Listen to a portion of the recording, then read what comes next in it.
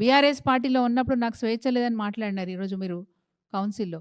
నిన్నటికి నిన్న BRS party అసెంబ్లీని బైకాట్ చేస్తే హరీష్ రావు గారిని తిట్టినందుకే బైకాట్ చేస్తారా అని చెప్పి మీరు ప్రశ్న సంధించినారు. మీకు పార్టీ యొక్క పద్ధతి మీకు తెలియదా?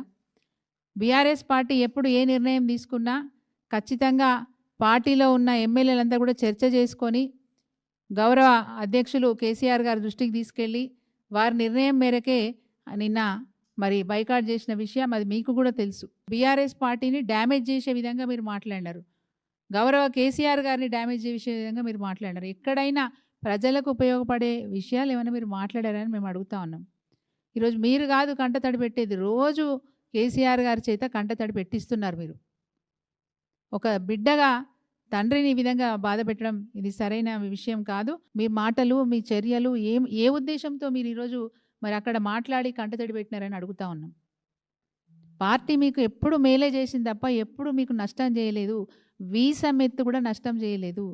కానీ మీరు కంకణం కట్టుకొని బీఆర్ఎస్ పార్టీని ఆగం చేయాలనే ఆలోచనతో ముందుకు పోతా ఉన్నారు. మీరు కూర్చున్న కొమ్మని నరుక్కునే ప్రయత్నం మొదట్లో చేసినారు. ఇప్పుడు ఈ చెట్టును విడిచిపెట్టిపోయి ఈ చెట్టునే మరి మీరు నరికివేయాలనే ప్రయత్నం చేస్తూ ఉన్నారు. మీ ఆటలు సాగవు.